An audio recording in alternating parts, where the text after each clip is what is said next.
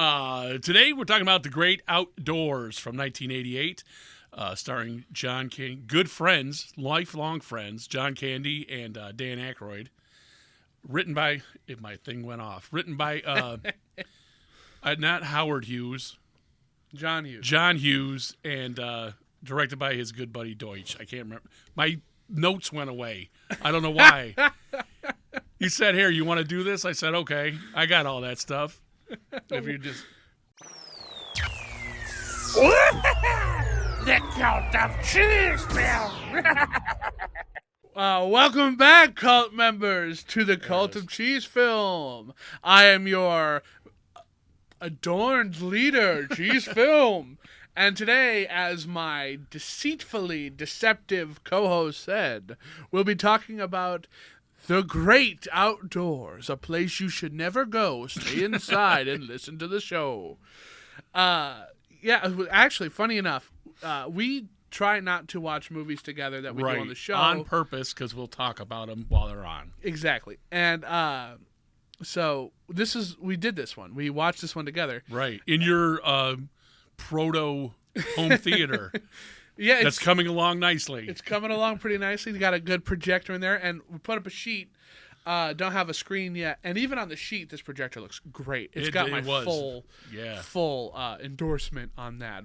Not paid, and I'm not even gonna tell you what it is, but it's great. It's phenomenal. And like, again, I'm one of those guys who's like, TV all the way. It's the best way to do it because like you get. I'm gonna take these off. They're rubbing up against my ear, and the audio's not good anyway. But you get like HD quality, 4K. It's the best way to do it. High end stuff, but you get a good projector, a good 4K projector, and you've got the same thing on a bigger screen. And again, like you're gonna want it to be on a screen, but I have a sheet, and even on the sheet, it looks great. Yeah. And we didn't even watch this movie, by the way, to do an episode on it. No. We were gonna record. We just wanted to watch stuff on the big screen. Yeah, with that's the projector. all it was. That was it. It was all it was. And we just had the time. He came over, and I was like, well, I'll put this on, because neither one of us really knew what we wanted to watch. We're just picking through, and I assumed you already seen this, because of who's in it and who directed it. I assumed you had already seen this. And when you said you didn't, I was like, well, even better, because I've never seen this either, and it's one of the ones I've always wanted to watch. Because it's a Dan Aykroyd, John Candy movie. Sure. And I've heard, it's up there with like Planes, Trains, and Automobiles, or what's that other John Candy movie? John Candy movie? Yeah, hang on, I'll look it up, because it's or Uncle Buck, and there's another Uncle Buck, one right? That I'm thinking because this is kind of like Howard Deutsch and John Hughes all worked on The Great Outdoors, Uncle Buck, and Planes, Trains, and Automobiles. And I don't know which one of these is true. John Hughes was going to direct this. He didn't, and Howard Deutsch did like trailers and stuff for him, and they worked together in the past. And he's like, "Here, do you want to direct this, Planes, Trains, and Automobiles, and I'm going to direct The Great Outdoors." And then Steve Martin signed on for Planes, Trains, and Automobiles, and John Hughes was a big fan, so he's like, how about we switch? Oh. Or John Hughes had a lot going on with She's Having a Baby, and didn't have time to direct this, so he had his buddy start doing it. I'm going to believe Steve Martin joined up, and he's like, you want to switch? So they switched. Okay. And like I said when we were watching this, you and I, when we were watching this, it feels like a John Hughes movie. It does. It kind of has that. Roman, the Dan Aykroyd character, comes from Chicago. Right. It's got the Chicago element of it. It's got the young blonde kid who falls in love over the summer kind of trope.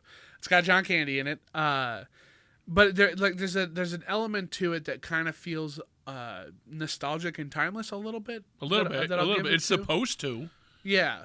And like it's I guess like if Vacation in the wilderness instead of the road movie Vacation. Yeah. That's a good way to put it. It's a very family movie. And when I was looking up the movie I thought about, I think it is this movie. It's Planes, Trains, and Automobiles, The Great Outdoors, Uncle Buck. Like I've always seen him on like the dollar shelf or whatever right. at the grocery store, but I never got around to seeing this one. And I was on a big, Dan Aykroyd kick. The guy's almost my hero. I love him. Love him so much. This is just one I never got around to, so I was like, well, why not? Let's watch it now. And I think we had the same exact reaction to this film. We did, only you were more polite about it. It's not very good. It sucks. It's almost bordering on bad, and not like it is so bad. No, it's it's good. bad. It's bad, and it's well, there's a whole thing I was going to talk about with this, but go ahead. You go ahead first. Like I wouldn't say it's so bad it's good. It's No. just bad. Like it's not very funny. It doesn't make sense. It doesn't make any sense. The characters are almost weirdly non-believable. Like you don't really kind of follow any of them. There was a point where I'm like, are they brothers? Are the wives sisters? Or We what? had to Like, figure that out. Yeah, they don't. We didn't know. And they're introduced in weird ways. Like okay, fine. They go up to the cabin as a family vacation. Dan Aykroyd comes up to surprise them. We're going to stay here. It's going to be that kind of movie. And he even says, like, we've invited them on all our yacht trips. We're going to show up on their trip. And I could buy that. I can believe that's the premise of this movie. But then, like, they walk in on them, like, cuddling up with each other and kissing. Yeah. And they're about to have fooling sex. around, yeah. And Dan Aykroyd opens up his camera with his wife and kids. Yeah. And it's he weird. It doesn't. Why would you do that? Yeah. With your family right there. Yeah, I mean, he's supposed to be obnoxious, but nobody's that bad. That's for Epstein real. level weird, man. Like and like there's comments made throughout it that his kids are like distant from him. They don't connect really, and he's jealous of John Candy and his relationship with his boys.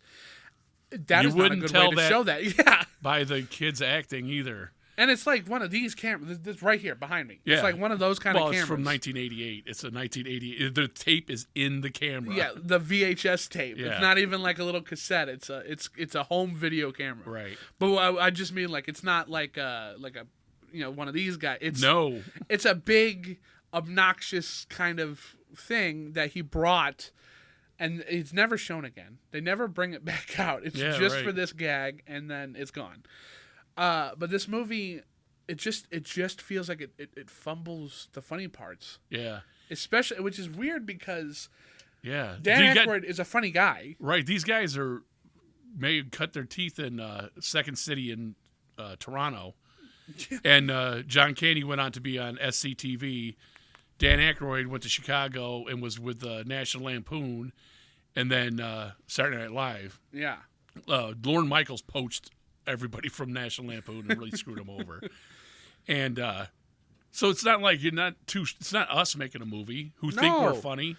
It's guys that genuinely know funny what they're people. doing. And John Hughes wrote for National Lampoon, wrote successful comedy movies, and everything falls flat. Every single thing. It feels almost like an afterthought. Yeah, like everything. It's the B story. Like you just like somebody said, "Hey John, we need a movie by Monday. Today's Friday. Give me something." Right. And he didn't even do it in a coke-fueled weekend. No, he didn't Just Stephen King it up. Woke up on Saturday afternoon and did it. It's like it's really strange. It's like it's got all the elements of what would make a great movie. It should. And it just doesn't know what to do with them. Almost. Everything about this movie works on paper. And then they took that paper and lost it. I don't know what just fell. Something fell. And made it up as they went along. And it's a tragedy for this movie because like you can tell they all are giving something. Like none of the actors are phoning it in. And there is a lot of good chemistry between John Candy and Dan Aykroyd. Well, Dan Aykroyd, but the wife. Oh yeah. Oh, I knew her name and I cannot think of her name. His wife's name is her real name is Stephanie Pharisee. Yes. And then Annette Bening in her first film. This was her first one? Her first one is Dan Aykroyd's wife. Oh, look at that. And like they all have good chemistry, and like you do like it, but and it's just something missing. And also, like, Dan Aykroyd's obnoxiousness isn't, I don't know, it doesn't work. He's not that kind of an obnoxious person. No. He can be a different kind of obnoxious person, and it works, but he just doesn't pull off this guy. It don't work. And, like, he's got a couple of word salad parts, that Dan Aykroyd's famous for, but he's done it way better in other things. Yeah, better. and so there's, especially when they go to the bar, it to me kind of felt like this role was written for like Jim Carrey, because the way he looks and the way he's acting, kind of gives me Jim Carrey vibes. Like early on, Jim Carrey, Yeah. like I don't know, like that. Like I would imagine Jim playing. Like I'm gonna pull up Dan right now, like a picture he looks. So this is Dan in the movie. See, right there, he looks like on Saturday Night Live. There, he did a character that he like sold kids toys, and one is like a bag of glass, and an astronaut. And it's just a plastic bag. It's dangerous toys. If he had played that guy as Roman, I think this would have been a better movie. But like, isn't he even kind of doing a Jim Carrey face in this picture? Well, or Jim Carrey's doing a Dan Aykroyd face. Yeah, 'cause he you know came what I first. mean. But Like- yeah, I know. I get what you're saying with that. And like hang right on. that other one. Put that other one up there. Where he's making the stink face, Well, he's or he's shaving his. Oh. where's Randy Official? Where Listen, he, I'm not as technically and direct. he's grooming himself, and he did like with the nose hairs and Yeah. all that kind of stuff. That's like a Jim Carrey thing right there. But I don't know, just It seems not like he's out of good. his element, and it's strange that like to say that because these two are great. Like yeah. this whole But a lot of it's just I don't know, stupid. man. It's stupid, and it just wouldn't happen. And I think it seems like maybe like all right, Vacation stuff, man. was first an article in National Lampoon magazine that John Hughes wrote about his real anecdotes with it going on family vacations. really. And so some of the stuff actually kind of happened. Mm-hmm. When National Lampoon made Animal House, This movie's fantastic. it is. It was. They're like, we're gonna make a movie, and the guys are like, well, I don't know what to do, and like, well, let's just tell stories of what we did in college, and that's what it was, and it worked great. Vacation worked, Animal House worked, Caddyshack is the same way. These guys, a couple of the guys used to be caddies for a super rich country club, and they just put the anecdotes onto film. And that's what this kind of seems like. Some things happened, and they were just trying to put it on film, and everything falls flat. Those other ones are great. Vacation, Animal House, and Caddyshack. And it's really just people's stories. Like, hey, remember when this happened? And they just, it doesn't work. And like, all right, so the story he tells, the scary story, Yeah. the campfire story, that's not even very scary. It's an anecdote, and everybody gets all pissed off. Yeah, But why? like though? that could have really happened. I could really Yeah. see somebody. I went on vacation with my family. There was a bear outside in our garbage, and my dad shot it, and cut his hair off. There's the story. Or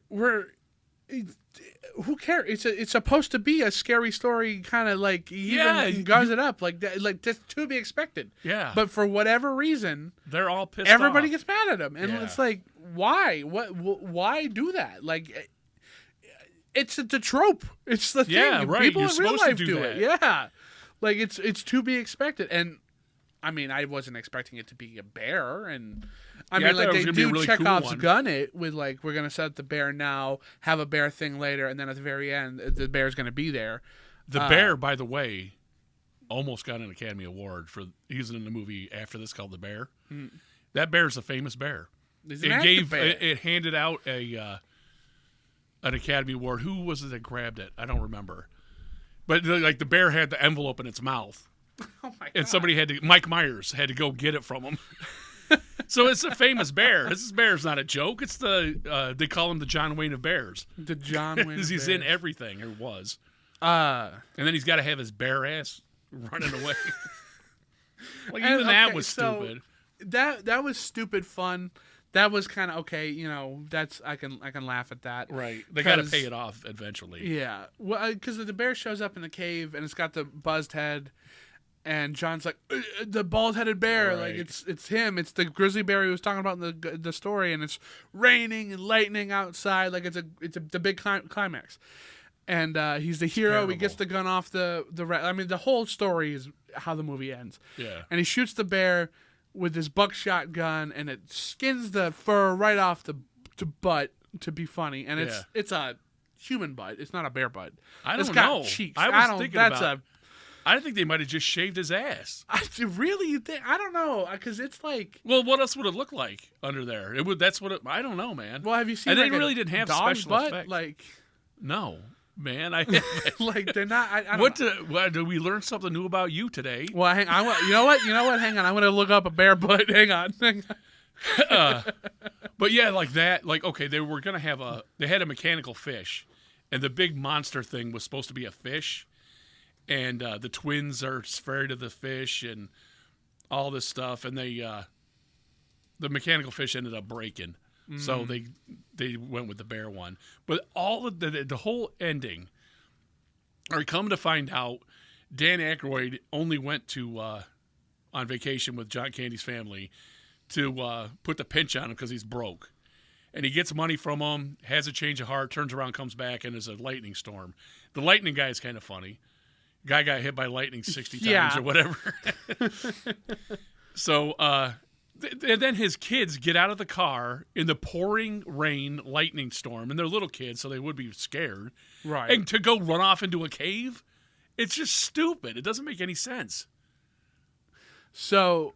Is that a chupacabra? No, that's a bear. It's a shaved bear. So that's what the chupacabra is. This is kind of what it looks like. And like I looked up, shaved bear butt, and like it looks like an animal's butt. Like it's not. Well, here it is. This is the scene. It's not. This is a human rump. This is. Well, how? Oh, with a bear suit. Okay. Yeah, it's a prosthetic. Now I will say that looking for this stuff. It did say that this was all practical. Like there was a actor bear, and oh my god, Yeah, everything was practical back then. Let me see if I can pull that back up because like the bear's name is Bart. It was filmed practically using famous 9-foot-tall Hollywood Kodak bear Bart. Yeah. No CGI was used. The actors Of worked course not. directly alongside the live animal, resulting in the real-life survival instincts of a frantic and genuine reactions captured on film.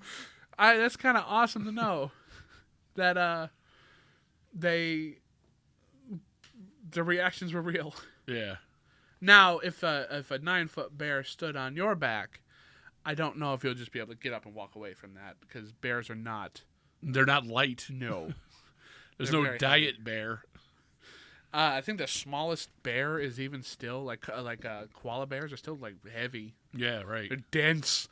Now I'm gonna pull up some of these pictures you had because this one here, this is a running gag in this movie that I cannot stand. I hated this. Yeah, that was.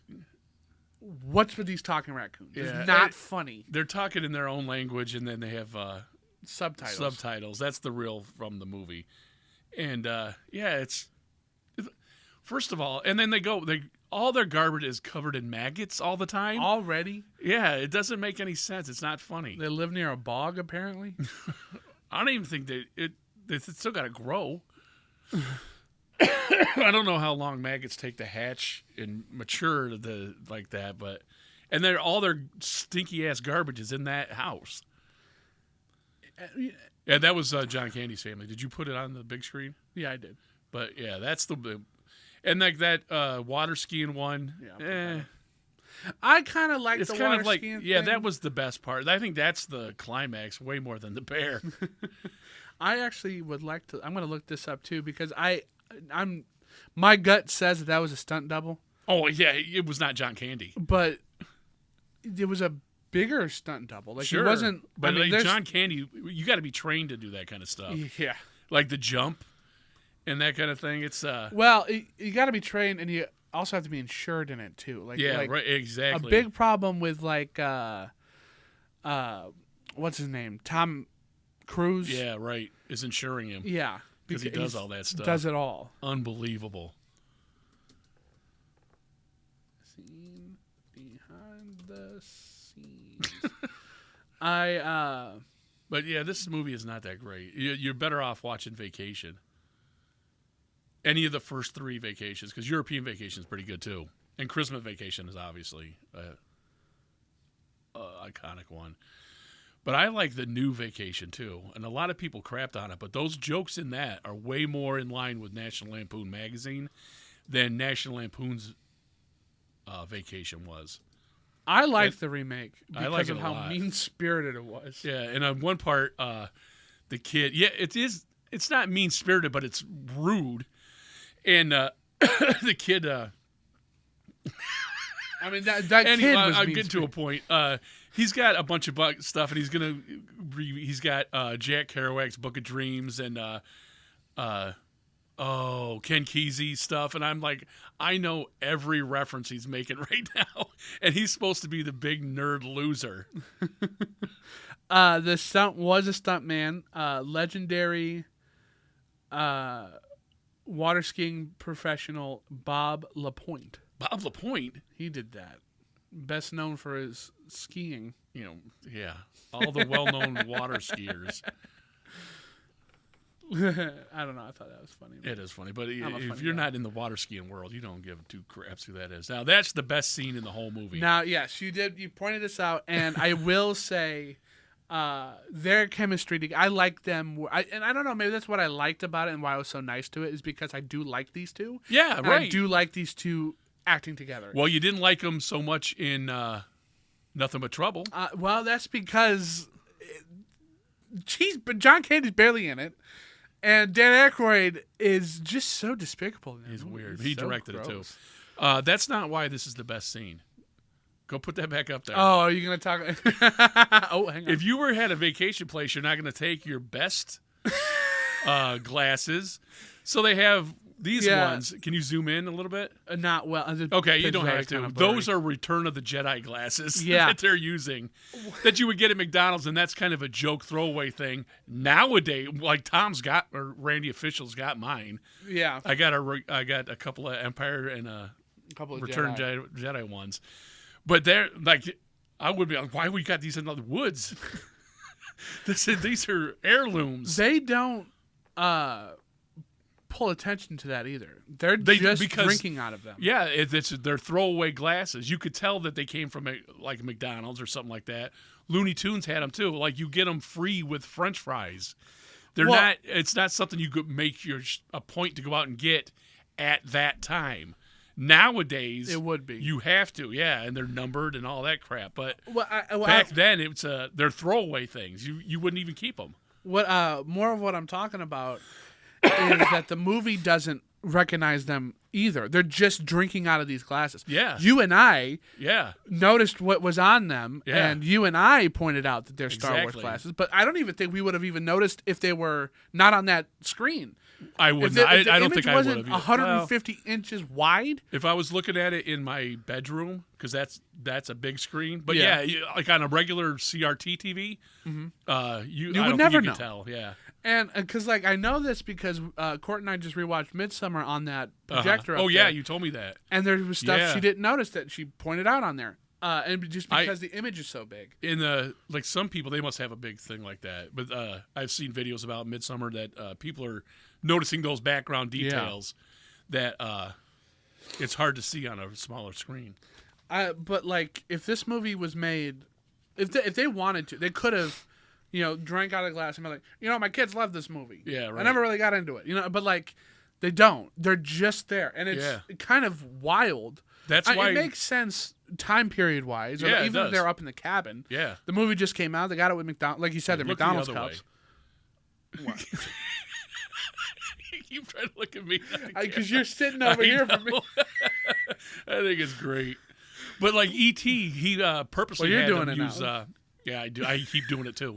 They keep using Star Wars toys, and he says, the kid has Star Wars toys in his real life. Yes. And to make it more realistic.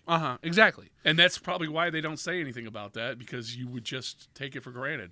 Well, and it does do a lot of world building without doing any world building. Yeah, exactly. By just having something pop culture-y in there like that. Yeah. We just rewatched Sky High, the Disney movie. Yeah, that's pretty good. It is pretty good. It's very kiddish. That villain girl is a great actress. Mary Elizabeth something. Winstead. She's, I believe, Ewan McGregor's wife now. Oh, really? Yeah, I believe she is. He's a good actor, too. He's a fantastic actor. But she's great. Whatever the main character's name is. Yep. On his wall, just like me or anybody when you were a teen, has got cutouts of posters of music he likes, and it's just the cartoon versions of, it says KG and JB, and it's Tenacious D. Those are their cartoony characters. And if you didn't know who that was or anything like that, it wouldn't mean anything to you, but it's just background stuff. Yeah. So I was like, oh, okay, that's really cool, and like it's not Tenacious D or Metallica, like how they do stuff like that. Right. It's just a background thing. Yeah. Like this right here, this little Jurassic Park thing. Exactly. Like, we're not pointing attention to it. We're not trying to show it off. It just happens to be there. Yeah. Or this Mars Attacks one. Oh, can you see it? You can barely see it. You probably see it wide. I noticed that kind of stuff. I like in kids' rooms. I try to see like what bands they have up there. Mm-hmm. But like in Lifetime movies that your mother watches, I'm like, these people have lived here for 20 years. They don't have nothing on their wall. They shoot these things in model homes or something. I swear to God. It's funny. It's funny when you go back and you watch like the Princess Bride and like the just stuff everywhere in that kid's room. Yeah, right. Yeah, like that. What's it? The Indian in the Cupboard? Whatever that was. Probably, because that's in a kid's room. And he's got all that stuff. But like he'll put like action figures in there, and like Darth Vader comes to life. And, like, it's cool. It's also cool when you're a kid to see stuff that you also have. Right. You know what I mean? Yeah. Like, it works like that. So like when you watch this movie and they're sitting there and they're having a little talk about whatever financial thing he's trying to loop John Candy into. Yeah, right. Which turns out to be just a giant scam the entire time. Yeah, because he's broke. Which and he's got to do it. Yeah. You could have had Dan Aykroyd's character development could have just been around him becoming more of a father to his family. They keep saying how he's never at home. They keep saying how he is kind of an absent person. Yeah. So like, and then what happens? Most of the time, he's not with his family. Right. Exactly. Almost the entire movie, he's not with his family. Right. To the point where like the wife was like, "I'm so glad to have another wife friend, just so that they can have some sort of connection." Yeah. So his thing, instead of being a schemer, could have easily been, well, I'm going to take a lesson out of your book, John, and I'm going to, or Chet, his name's Chet, by the way. I'm going to, we're going to stay up here an extra week and I'm going to be with my family. They could have done that. Yeah. They didn't. I don't know, they're just scam artists now because he made bad investments. Right. Well, he's an investment guy. And, he made bad investments, lost everything. And it's, he could have just been so busy and now he's going to actually relax. Exactly. This scene. The old 96er. What part of the cow was this? The rest of it, I think. Because it's enormous. It's 96 ounces. But so big. Yeah, and this is stupid. It's like everybody has an idea, and they put them all in there, but nothing really goes anywhere. Okay, so I'm glad you said that, because it feel, when they say like, oh, we threw all the ideas at the wall and see what stuck. Yeah, right. They threw everything at the wall, saw what stuck, and then picked up the rest and did it all anyway. Yeah, that's the movie they made, the stuff that didn't stick. Because like they put the stuff that stuck into Vacation, and the rest of it went here. I would, and like it's weird because I keep saying this, like it does feel like it's like a John, not John. Yeah, John Hughes. Yeah, John Hughes. It's like a John Hughes adjacent movie. Like you can tell his fingerprints on this, but like there is something different. like if I was like ask ChatGPT to make me a John Hughes movie, it's like this. Like it's Yeah, like exactly. something's missing from this. Yeah. The soul of what Yeah, makes it doesn't a have John any Hughes heart. movie. It tries to, Yeah, but it doesn't have it any. doesn't. It just there's something, and it's a real testament to the man because Yeah, like, it is. He was a part of it. He produced and wrote a lot of it. Mhm. So like, without him behind the camera, or even I don't even know who edited this movie, maybe Poorly. you need it because you can tell something's missing. Well, you could tell Chevy Chase is counting down the rest of the cast to run away when John Candy throws up. You could see him telling them when to go. Who? Dan Chevy Chase? Aykroyd, when John Candy's going to throw up because he Oh. ate that steak, Yeah. and everybody follows him into the room, you could see The pace. Dan Aykroyd Oh my. counting him off to run back out. It's half-assed. The movie's just half-assed all over the place. That is. I didn't notice that. I did not notice that. It's terrible. And then there's that side love thing with the teenage boy and Yeah. the girl he met while he was with their main. And they're of course, Maine, right? she's like, "Are you going to show up?" You know something's going to happen, Right, Because yeah. she said that. It's but it's, it it's also just not good, man. doesn't work. Like it doesn't really work at all. Like Yeah, if they don't, she's introduced way too late for this to be a high stakes love right. thing. And he knows they both know he's only there for a week.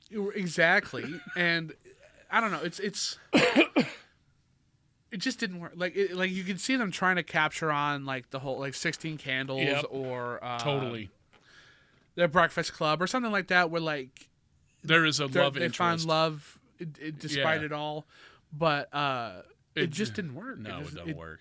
It felt like somebody trying to mimic that and not understanding what worked about that. Right. Like all the elements are there. All the elements They are just don't- there. It just doesn't, and it doesn't. mesh. You kind of don't care either about because the two maybe it's the acting.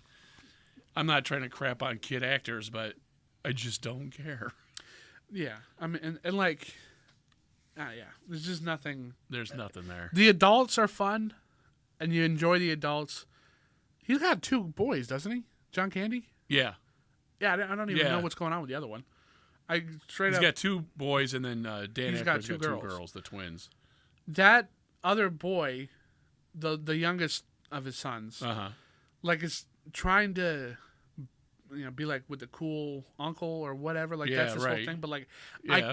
I cannot remember what his could have been written out kind of thing. Yeah, exactly. Honestly, it could have just been trying to like a romantic escape for the 2 parents, and then your sister and brother-in-law show up and Right. like, oh, the hijinks you get into now. Right.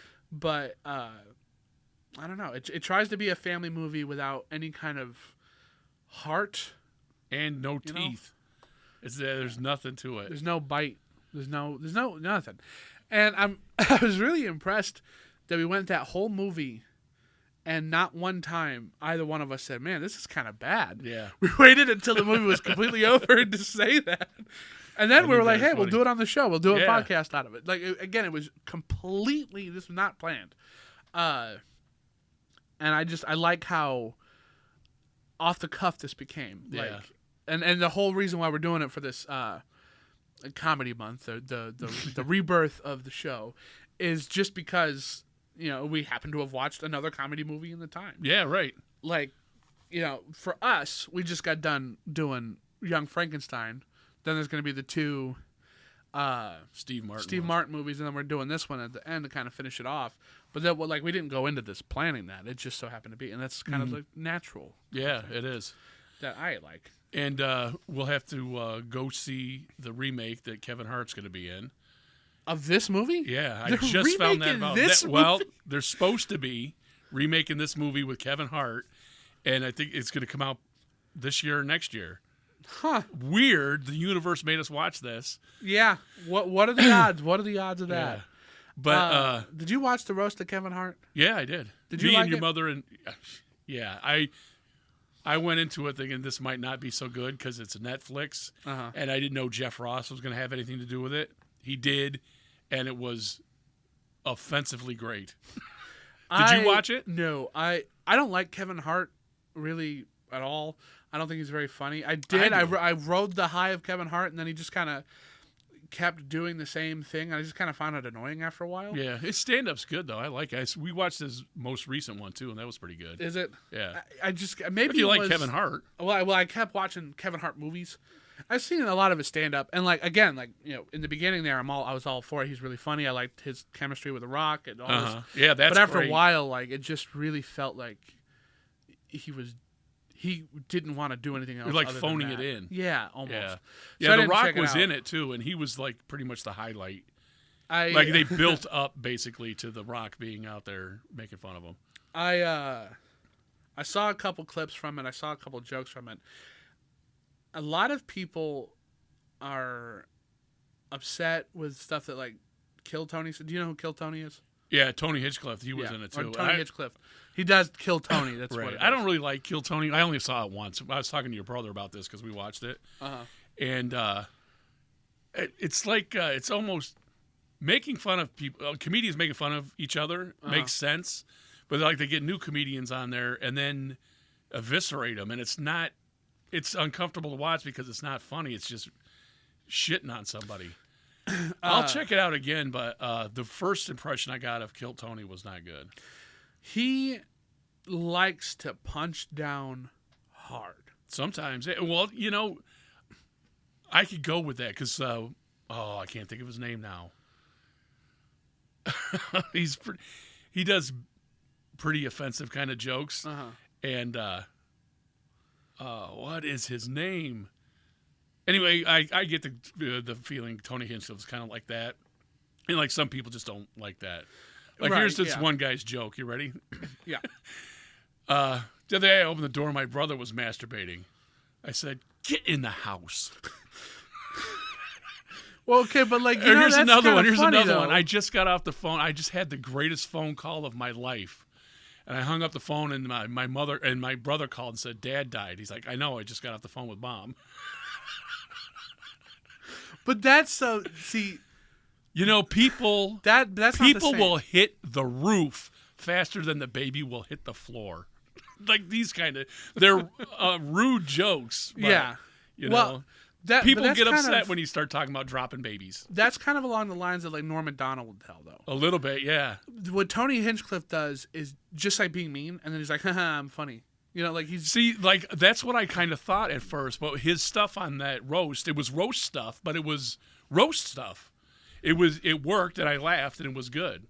yeah, but like if you don't know who he is, he's just a jerk. Yeah, Like, and they kept making jokes about him being a racist and a Nazi and stuff, and it was pretty funny. He took it all in stride. well, yeah, he can take it. He can take it really well. But like Jeff Ross is way the other roasts. Like if God forbid, there's a woman on there. They go out like The sharks. Jeff Ross and like the women are cracking up. Like Lisa Lampanelli. Lampanelli. Yeah, she's pretty obnoxious and funny too. But the tall, skinny blonde lady. I had to walk out. Your mother was watching her stand up, and I had to leave. I didn't want to be in there, but it was too much. Like they could take it, but Yeah. I mean, audiences on Netflix are not gonna. They would have had a huge problem with the stuff they were saying about women. Do you know what I'm saying? No, that's yeah, why. it That's gets where I'm going. wildly offensive. Oh, like yeah. almost borderline, like what the hell's wrong with you kind of stuff. Almost. And they'll throw it back at him. And Oh, like, yeah. I think that's why it's a dog eat dog world, I guess, because like And you need to wear bacon pants. don't hold their punches. Yeah, and I think that's the thing with Tony Hinchcliffe is like he's more of a comedian's comedian. Yeah. So like squares like us aren't gonna be maybe into it as much as comedians are. Or like Shane Gillis. I think Shane Gillis is really funny. He is pretty funny. He was the host, and he did a pretty good job. And I think it's really funny. I thought this was, I don't know if this was intentional, but Kevin Hart says he was one Bud Light away from saying the N-word. And then he looks at Kevin Hart, smiles, lifts his alcoholic glass and starts drinking it. And I read that as, here, I'll say it. Here's the other one. I'll do it. Kind of bantering along, playing with it.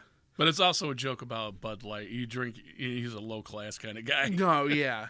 He does the best Donald Trump He does do I a have great ever Donald Trump. heard that isn't Donald Trump. It's insane. It's insane. It is.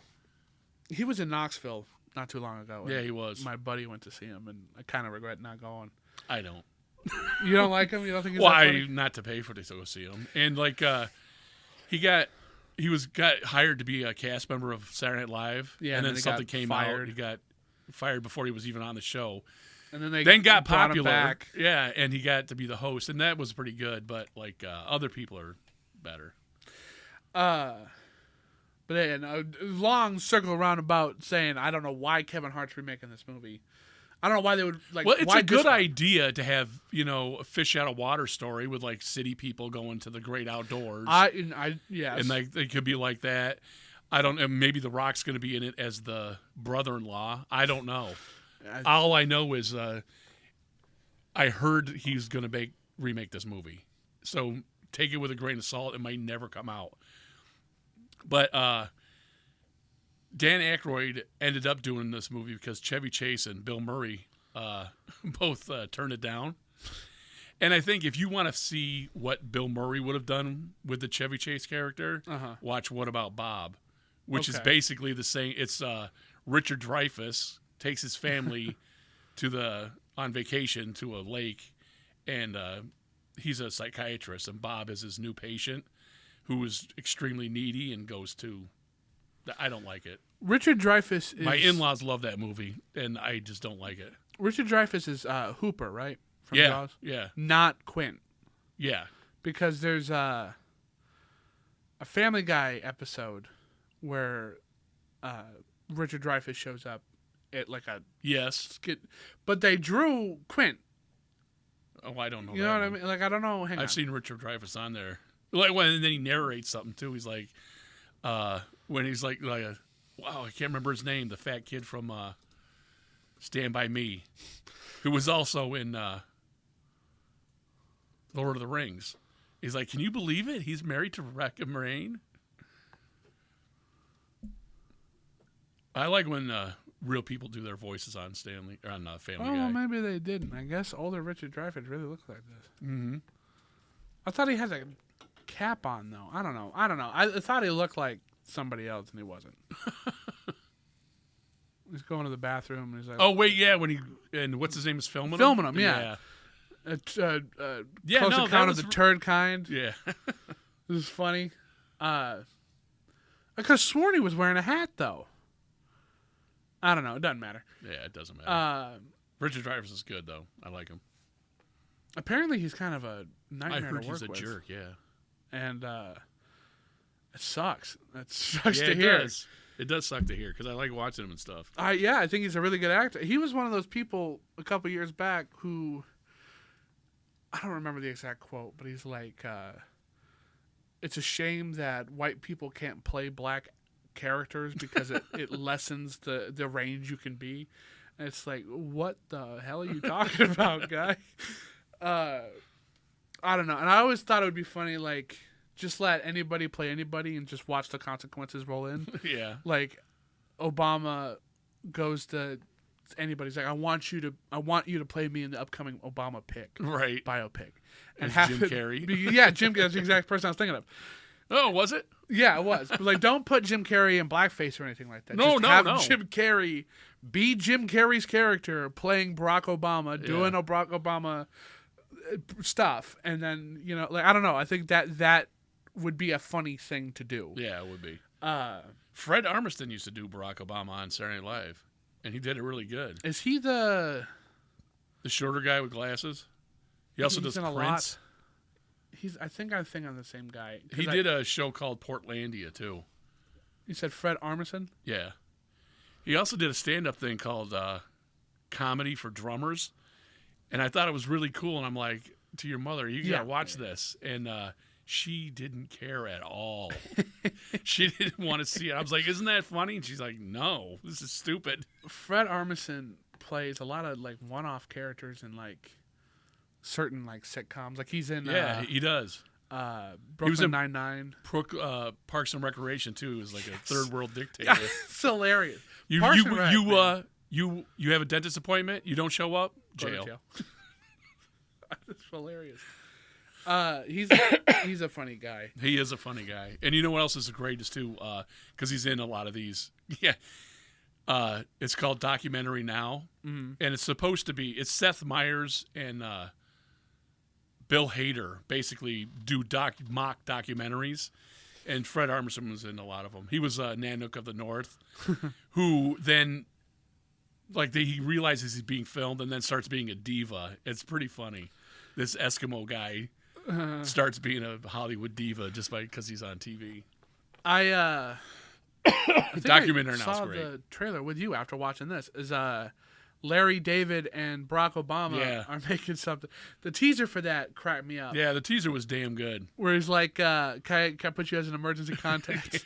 It's like, no. It's like, why? And he's like, well, like, I like his. I see you calling. Well, then I'll just get Michelle to do it. Yeah, Good luck with that. Listen, I think Larry David is fantastically hilarious. He is funny. I get it. I understand the joke, and I love how unlikable he can be. Right. And what's even better about the whole thing is apparently he's like that. Like, he's unapologetic. But everybody himself. loves him still. Exactly. It might be a little exaggerated. Most likely is a little exaggerated. Sure but his daughter, interviewed him, and I was reading the interview. Like, there's a transcript online, and oh my God, does this guy just genuinely talk and think the way he does on Curb Your Enthusiasm or George Costanza does? Like, it's him. He's unapologetically himself. He's in a movie that he wrote, and he might have directed it too. I can't think of the name of it right now, and it ended up being pretty damn good. He's like a super rich tech guy or something, and then for some reason he loses everything and then gets it all back. I wish I could remember the name of it. I'll look that up. But it was pretty good, and I had never heard of it before. Larry David, a super rich tech guy movie? Yeah, something like. I don't think he's a tech guy. I don't. Was it? Maybe it's not Larry David. Maybe it's Stephen. No, it was Larry David. You talking about Clear History? Yes, that's it. Yeah, that was pretty good. Co-written by Larry David, and he's like the star of it. But that was pretty good. Oh my God! Who's that other guy? Standing next to him? Yeah, John Hamm. It looks like maybe probably. But that was a good movie, and it was like comes out of nowhere. That's kind of like a hidden gem. Yeah, I would watch John Hamm, Kate Hudson, Danny McBride, Michael Keaton, Danny McBride, Bill Hader, J.B. Smoove. Probably because he's in Curb Your Enthusiasm. You know what rocked my world? Marty Funkhauser. That's not his name. No kidding. I thought that guy was playing himself, It's, like everybody else Dave does. Osborne. It's not. I was like, hang on, because I Googled, because there's a point in Curb Your Enthusiasm he stopped showing up Yeah. because he died, he passed. Right. Same with Richard Lewis. Yep. And because Richard Lewis, Like Richard the Lewis, next day, like he filmed that one episode and then died. and Jeff is Jeff. So I thought Marty was Marty, Right. And so I looked him up. He's not. Yeah, he used to do a Showtime thing called Super Dave, where, like, for example, he's like, I'm going to slam dunk this, and he's got a catapult, and it just slams into something. Like, he gets killed and everything. It's pretty cool. Have you seen him on Norm Macdonald's show? The little Where he's got to tell a joke. He's like, I can't tell this. You can't say that. He gets all upset. See, that's something I like about Norm too. Yeah. Is that he pushes the envelope so far that it's hilariously uncomfortable for Yeah, it's everybody. great. And he's laughing. He's like, "Who wrote these jokes? Oh my Yeah. God!" I love him. Rest in peace, Norm, man. Because Yeah, he was good. He was one of a kind, too. man, and Adam Sandler, when he's doing that song on the 50th SNL thing, and he's telling how long everybody's been on there, and there's a whole thing, and it gets to Chris Farley and Norm Macdonald, and you can hear him starting to choke up. And Yeah, stuff because like that. he can't do it. He can't. Every they time were he so sings close. that Chris Everybody's Farley so song, close. too. Yeah, but like, did you ever hear that Chris Farley song? Yeah. I almost get teared up, and I didn't even know these guys. Exactly. Like, I never met these two. I've never met these two in my life. Yeah. And, like, you can tell just how much he meant to them. Yeah, exactly. Just in this song. Like, they were, this part of me, listen, so, love or hate it, Grown Ups is one of my favorite Adam Sandler movies, and it's a contender for one of my favorite movies of all time. Right. I love that movie. That's good. For reasons I don't think anybody understands. But the way, like, the coach dies, they're all grown up, and they come back to spread his ashes, and they have this whole thing with the families afterwards. But there's part of me that feels like the coach is a symbolic representation of Chris Farley, and they all have that. They go to the funeral, and it gets emotional. They do the buzzer, and everybody laughs, but then they bring him up, and they say goodbye the one last time as kind of a send-off, because Chris Farley would have been in that movie. Yeah, probably. You know what I mean? It's literally, like Moss said, like, he goes on vacation, and he makes a movie there, and that's how those movies are. Yeah, right. Or he gets a bunch of his buddies together, and he makes a movie. Yeah. That one truly feels like that. Like his buddies really are does. making a movie. Like they just filmed them talking. Yeah, like it's not scripted. Yeah, Like, that's all it it is. seems that way. And The I don't second know. one's pretty good too. I wasn't as big a fan as the second one. It's The not second as one good as kinda the feels first like one, but it's good. it's kind of like a hat on a hat kind of thing. Like Yeah, you're right. just doing it over again. But no, I like Grown Ups. I think Grown Ups is great. It's pretty I good. wish I wish The Great Outdoors was as good as Grown Ups was. Yeah, so do I. Because it has the potential to be that. And it You just know, fell flat. Dan Aykroyd plays an annoying guy in Neighbors with John Belushi, and John Belushi plays a straight guy. Uh-huh. I think I told you this not too long ago. But anyway, that guy, who's not Roman in this movie, he's supposed to be a Wall Street kind of guy, except it's in Chicago. One of those kind of guys. Chicago street guy. But the weirdo neighbor he plays that moves in Neighbors, it works way better than Roman. And it's not the same kind of person, but if you want to see Dan Aykroyd being a weird kind of guy you don't want to live next to, check that out. Check that one out, yeah. And that one, that's kind of a cult classic movie because it's not well known. Okay. And you kind of got to be in the right frame of mind to enjoy it. All right. Okay. I still think the best thing he's ever done is Ray Stans. Oh yeah, definitely. I think Definitely. that's where he. I think that's Dan Aykroyd, except he don't have any real technical skills with science.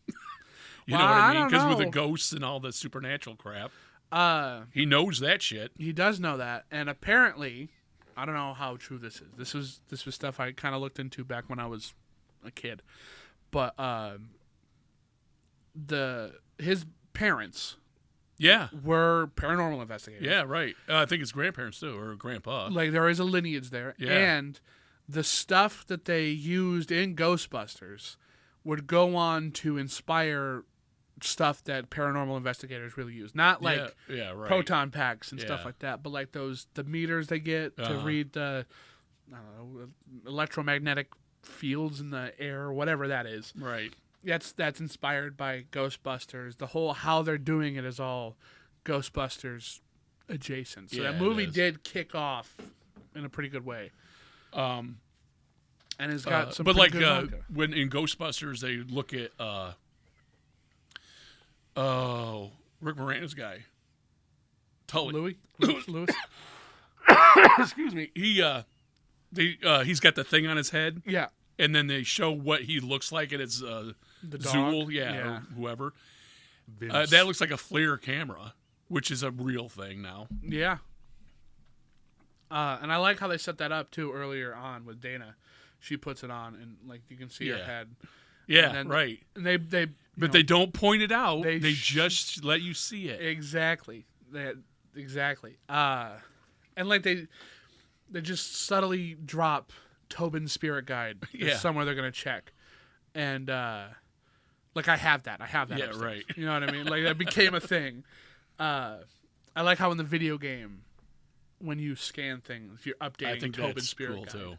I think that's really cool. It's in the cartoon too a lot. It's just I don't know. It's pop. It is the quintessential pop culture movie from the 80s. It's good. Everything's in the zeitgeist now because of that. Yeah. But I think that's where we're gonna have to wrap it up here for the Great Outdoors. Yeah. Any closing arguments you would like to make? I got no argument. We agree at 100%. Not very good movie. I kind of want to know because I looked this up. Have you seen the movie Bernie? With Jack Black? Yeah. Yeah, that's a true story. It is a true story. And I showed Courtney that for the first time the other day. And she was wondering, like, when they got to the courtroom scene, like, why certain things played out. And she's asked if this is real, how it works. And I've never been on a grand jury before. Right. But I looked up, like, the most realistic courtroom movies. And guess what was on the top of that list? That you didn't believe me, but it is. And it's My Cousin Vinny. Oh, really? That movie, it's regarded as one of the most accurate legal dramas. Not for like how certain things go, but like the procedurally how it is and how it's presented. It's Right. not all "you're out of order" kind of stuff. Like that doesn't happen. Although that part of that movie, it makes perfect sense as to why he's acting that way. Have you seen Injustice for All? Shit, yeah. Oh, I forgot to say this. Why I gave this movie even why I was so generous on it. Righteous Kill isn't a very good movie, but I'm very generous on that because I love watching Al Pacino and Robert De Niro together. Yeah, that movie's not good either. I forgot to say that earlier. But yeah, so we'll close it off here. Tune in for the future of the show because we've got a spectacular array of different cinematic masterpieces to show you. Some kind of piece. So, I have been Cheese Film. And I am Hecubus. And this has been the Cult of Cheese Film.